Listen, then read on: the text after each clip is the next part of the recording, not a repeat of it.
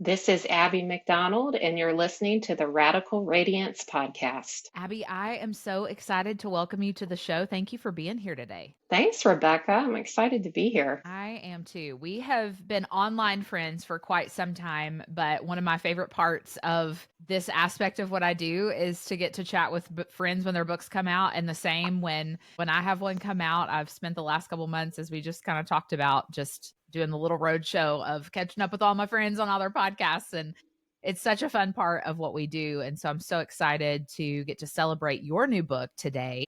It is called Surrendering Certainty.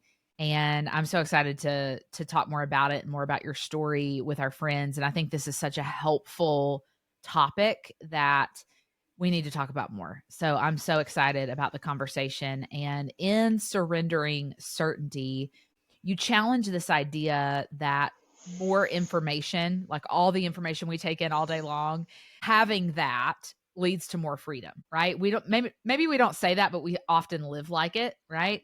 And so it does feel countercultural to what we kind of see in the world right now. And so what helped you maybe come to that realization? And then how did it change the way that you listen for God's voice? Yeah, absolutely, Rebecca. Well, what challenged the way I think about that was really conversations that I was entering into weekly, sometimes daily, with friends and clients, co-authors. And I kept hearing this perpetual question: how do I know this is God's voice? How do I know this is God's will?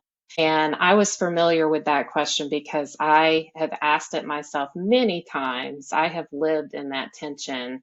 And what I often found was that I would seek more information before making a decision. And sometimes, I mean, we live, like you said, in the world of the internet, the world of social media. And so there's so many places we can look to for information. And there's a guru for just about anything under the sun. And so I would often look to these gurus or these experts for answers. And what I often found was it just led me to more questions Yeah. and just more inertia. And so I really started praying and digging into scripture on this topic.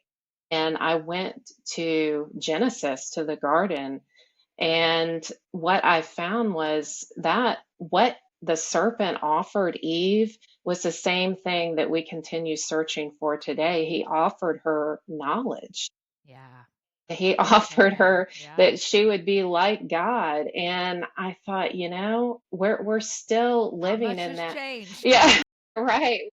We're still living in that, just thinking that if we could just have a little bit more information, if we could just have a little bit more knowledge, then we would have what we need to make that grounded decision that we would just know. And I think that that is a trap that the enemy still uses for Totally. us to fall into. So yeah, that's what led to me writing the book and just really digging into that topic. Yeah, yeah. I mean, I even think back on so many seasons of life, and it just pinpoints it, right? Certainty is what I was longing for, and the lack thereof is what maybe kept me stirring or um maybe struggling to take that next step, feeling like I needed more information. And I think, I talk about this a little bit in You're Not Too Late, the book that I just released, and it's all about longing and what happens in us when we wait on the Lord. And I think our culture in many ways has trained us to not even be able to wait for like the insignificant things of life, Mm. right? We're standing at the Yeah. line at the grocery store and we have to grab our phone, we have to entertain ourselves, or we DoorDash dinner because we don't want to take the time to go to the grocery store and cook, those types of things. And I love all the conveniences that we have in our current culture. I'm super thankful for many of them. And I think it should be no surprise to us that we have no resiliency in like the deeper matters of our hearts, of what we're Yeah. longing for and needing certainty in, because we can't even do it about like getting a ride to the airport, right? And like the Uber can't get there fast enough, because of Mm. the way that our culture's wired. And so I think it kind of goes hand in hand with this thought of certainty, because when we're longing for something, hoping for something, many times at the root of it, what we're wanting is certainty. And Mhm. so I love this conversation, and I think it's so important And I think so many of us wrestle with kind of knowing whether or not what we're sensing is truly from God. I think that's an Yeah. important part of this conversation. And you talk about in the book that God has already given us what we need to know. Like Mhm. what an important truth to point ourselves back to. And so how can we start to trust that we really can hear from him without this constant second guessing that we keep ourselves spiraling in so many times? Yeah, yeah.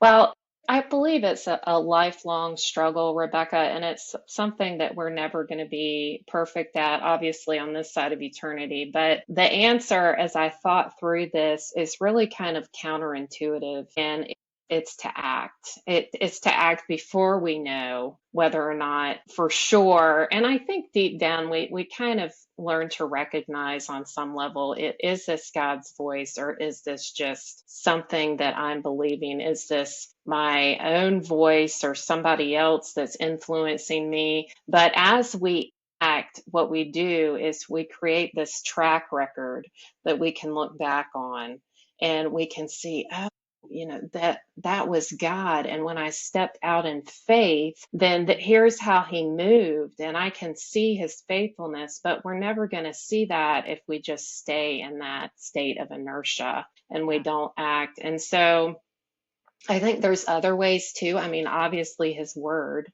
if it doesn't line up with his word, then we can know for certain it's not from him. And I think that we also learn to recognize certain aspects of his voice along the journey as we move forward in faith.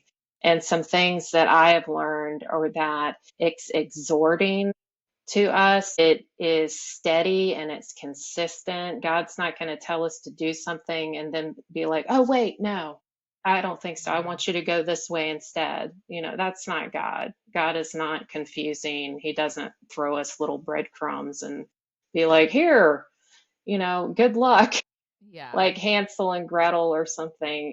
He is a God who wants us to flourish and wants us to thrive. And I think that anything that is condemning or shame inducing, then we can also know that that's not from God either, because God talks to us as he would a daughter or Yeah. son, and he's not going to talk to us in a way that is demeaning. Yeah. Yeah. So good. So good. And I love how there's this balance, right? Of like in the life of a Christ follower, certainty or rather uncertainty can often lead us to just such a deeper dependence on God. I know that's been true in my life in so many instances. And so I think it's this navigating like the uncertainty actually presses me into him more deeply and more intimately than maybe ever before. And you talk about Jesus's promises in John 10 and how I love this. They offer peace for today rather than like a total roadmap of the next 100 steps you're going to take for tomorrow. I think Mhm. that's a helpful thing to remember is like surrendering our certainty or our desire for it does not mean that like we're always going to have full confidence in the next step, right? Because we are Right. not the omniscient one. We are not the ever present one with all the wisdom in the world. That is the God that we serve, which gives me so much freedom, right? Mhm. But can you talk about what it looks like to release maybe that way that we think about that being like, okay, I can have peace for today and my next step, regardless of if I feel like I have the roadmap for 10 years from now? Yeah, yeah. Well, I think that I talk about in the book, it's kind of like trading a yoke, Yeah. because I think that when we constantly want that certainty, we really take a yoke upon us that we were not intended to carry, because we are not infinite like God. We're finite creatures, and yes, our spirits will live forever, but we still live in these finite bodies with finite minds. And so when we try to run out into the future, then we just take on this weight, and it's heavy and it's burdensome. But Jesus invites us to take his yoke upon him, and his yoke is easy and his burden is light. And so I think that the way that that looks like in day-to-day life is just focusing my time and my energy on, hey God, what is it that you have given me for today? What is it you Yeah. have for me to do today? And this is something that I recently just started doing that I hadn't done in a while. It was something that I had adapted a while back, but I just kind of forgot about it, as we often do. But I just go to him. I'm like, what do you have for me today, God? What is it that you want me to do that is in line with your spirit? Because I think that we can get so wrapped up in, okay, what's going to happen tomorrow? What's going to happen a week from now or a year from now? And while it's good to plan Sure. and have, a plan for the future, it's not good for us to obsess about it Yeah. in this way that fills us with angst. And so that's just a simple practice that I have adapted that's really helped me to focus on that piece that he's giving me for today. Yeah, that's so good. And I think, decision making and that process of navigating through that with the Lord can be such a helpful thing and just such a means of growing our faith as we process through that with the Lord over the years. And I think it's a helpful perspective. And so I wonder, as you have navigated through this yourself, as you talk to readers who are facing different decisions, what would you want to say